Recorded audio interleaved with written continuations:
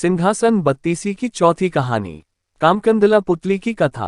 एक बार फिर राजा भोज सिंहासन पर बैठने के लिए पहुंचते हैं। इस बार उन्हें चौथी पुतली रोककर राजा विक्रमादित्य की दानवीरता और त्याग की कहानी सुनाने लगती है।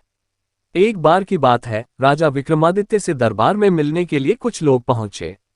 तभी एक ब्राह्मण भी भागते हुए वहां आए और कहने लगे कि मुझे आपको कुछ जरूरी बात बतानी है। राजा ने पूछा, ऐसा क्या जरूरी है कि आपको इतनी तेजी से भागते हुए आना पड़ा। जवाब में ब्राह्मण ने कहा कि मानसरोवर में अजीब सी घटना हो रही है। वहां सूरज उगने के साथ ही एक खंभा भी जमीन से निकलता है।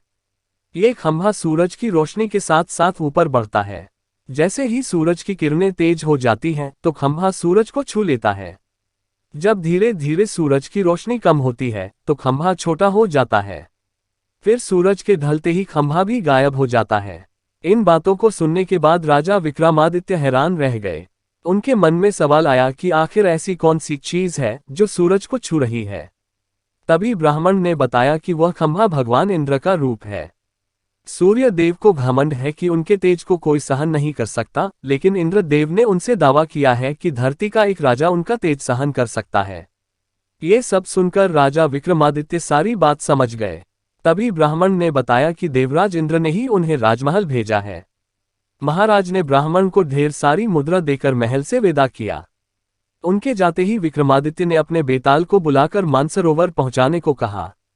वहां पहुंचते ही विक्रमादित्य खंभा निकलने वाली जगह पर गए और सुबह होने का इंतजार करने लगे। सुबह सूरज के उगते ही खंभा भी निकल गया। राजा विक्रमादित्य ने जैसे ही खंभे को देखा, वो उस पर चढ़ गए। धीरे धीरे सूरज की रोशनी बढ़ने लगी और खंभा भी ऊपर बढ़ता गया।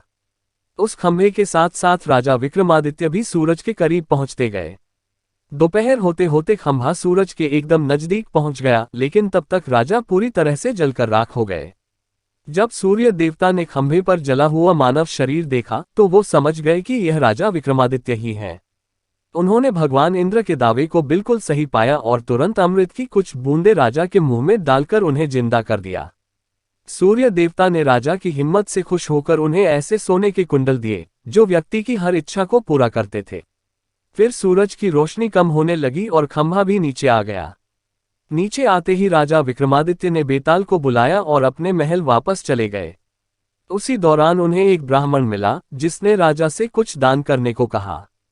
महाराज ने खुशी खुशी उस ब्राह्मण को सूर्य देव से मिले कुंडल दे दिए और बताया कि कुंडल उनकी सभी इच्छा को पूरी कर सकते हैं। इतना कहकर राजा अपने कमरे में चले गए। ये कहानी सुनाने के बाद चौथी पुतली सिंहासन से उड़ गई।